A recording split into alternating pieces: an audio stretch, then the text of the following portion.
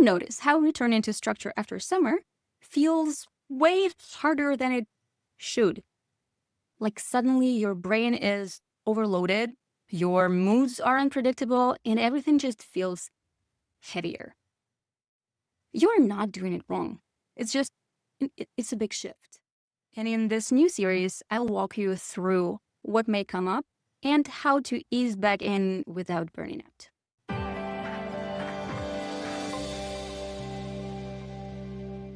Hi, I'm Tamara, a certified master health coach, personal trainer, and behavior change specialist. And every year around this time, I start hearing the same thing from my clients. Like, I thought I would be more ready by now. Whether or not you have kids at school, the shift from summer to a more structured season isn't easy. Energy crashes, mood swings, decision fatigue, messy sleep, it's a lot. So I'm doing a short series that I called Back to School Adult Version to help you prepare, recalibrate, and move into this next season with more support and less struggle. And the first episode of the series I chose to dedicate to easing the mental load of switching from more relaxed schedule into a more structured one. Let's get into it.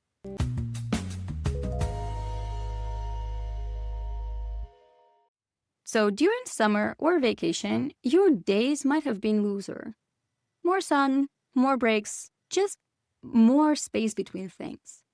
And when the calendar tightens up again, it's a massive shift for your nervous system.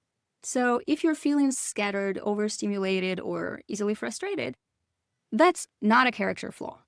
It's your brain trying to recalibrate.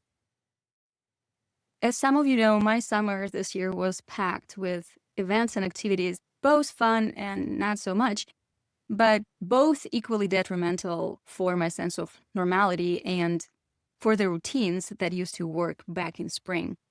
And here's how I'm going to approach getting back on track, and hope these tips would be helpful for you as well. First of all, I'm going to reassess my goals and intentions. I typically have some goals set up for the year sometime in December, and I try to routinely revisit them at every quarter or so. If you don't have anything set up yet, there is absolutely no need to wait until, New Year's resolution time. Now is as good as ever. What works for me personally is setting intentions instead of just to-dos. I try to focus on what part of my identity I wish to be reinforcing over the next period. So this fall, I'd like to focus on developing my coaching practice and deepening the connections with local community through networking with local small businesses, and also restarting my neighborhood workout group, which I'm super excited about. I surely will work on other areas of life as well, but making your priorities clear will help you stay on track when everything starts piling up. I know that I am personally guilty of trying to do everything at once and burning out before any of my objectives are getting anywhere near completion. It's so very typical for our speedy life to push people into racing with time. But now, going on 40, I have finally learned the lesson. There is no way to check all the boxes on your to-do list. It will never end. So you better keep doing the next right thing while mercilessly filtering your plans for things that don't really matter that much. If you, like me, tend to burn out by Christmas, I strongly suggest you to look critically at all the activities you have already packed your schedule with and balance it with enough planned downtime and also windows for flexibility in case, life does its usual thing and throws something unexpected at you. I am a visual person, and my ADHD brain likes to have routines that give me some structure while being flexible to accommodate my ever-changing energy levels. I tried many ways of planning in the past, and what currently works for me is assigning time blocks in my calendar for activities that I want to do routinely, such as workouts, weekly meal planning, journaling, mindfulness practice, and so on and so forth. And same goes for organizing my kids' time. Coming up with regular time for homework and family activities helps her navigate this shift as well.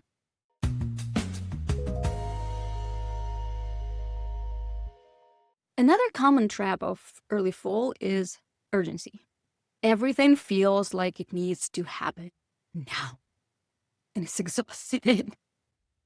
If you know that you can fall into a nonstop go, go, go mode, here are some tips how to protect your energy from draining on week one. Remember, decision fatigue is so very real. New schedules mean new logistics, food, clothes, transportation, timing, planning. Unless you take preventative measures, they may eat you alive. So after I have my priorities set up, an outline of the schedule is in place, and general understanding of how I want my next season to look like, I'm going to make my life easier by automating and simplifying as much of it as possible. Because, trying to be perfect is detrimental. And the goal is to cut your brain some slack. After I cut everything that seems excessive, I'll lower the barriers to entry and minimize the friction that may appear for activities that are left on my list. For instance, laying out my workout gear will lower the barrier of going for a morning run. Prepping veggies in the evening will make healthy choices the next day easier. Going for a repeated meal plan for first week or two, not gonna hurt me, but it will help me tremendously. Another way of saving mental space is setting up reminders. So use your gadget, people, just so you don't need to constantly keep your schedule in your head. And I am going to allow myself to take the whole month of September to accommodate this shift. Easing it into it is crucial for a sustainable change. Try to make all the adjustment at once, and you'll hit a burnout point by week 2. Schedule regular breaks to take a breath or stretch or move, whatever helps you to slow down and review your progress. My go-to is 15-minute break for each 90 minutes of work. I use mindfulness practices, going outside, or drinking my favorite tea as a midday reset rituals. And agree with your own self and notify others of your firm end-of-day boundary. As I said in the beginning, there is no way of clearing the to-do list. So no reason to sacrifice your life for an unrealistic, unachievable goal. Make sure that you're creating your plans for a human, not a machine. You do not have to answer every demand at once. Especially for the first week, setting realistic priorities is going to be crucial for how the whole season unfolds.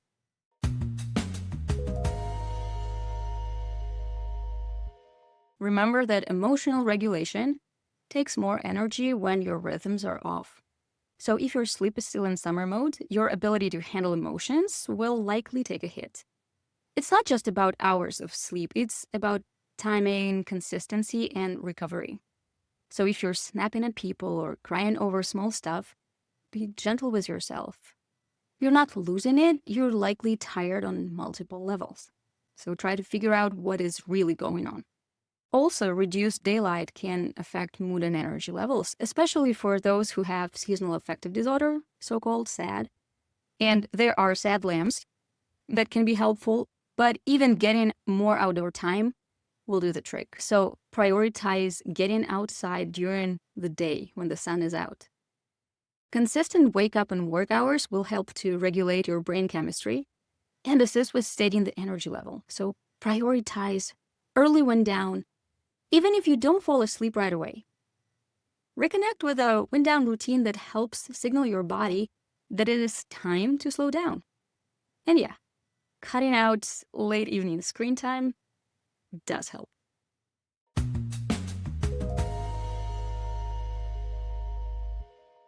And keep in mind that you may be absorbing more stress than you realize. Even if you yourself are calm, everyone around you might be adjusting too. Your partner, co-workers, kids, clients, just, people on the streets. Their stress affects your stress. It's not just your bandwidth, it's the whole environment shifting at once. A big deal for me is arranging and organizing my spaces. It has a huge impact on managing overall chaos. Like having a spot at home or at work that helps you with grounding may become an anchor in the storm in helping you buffer the noise and stay on track. And I will never tire of saying, you don't have to do it alone. Find accountability partner, someone who shares your intentions. So you have a real person to go through it with. Share your ups and downs and help each other to stay motivated and follow through with the plan.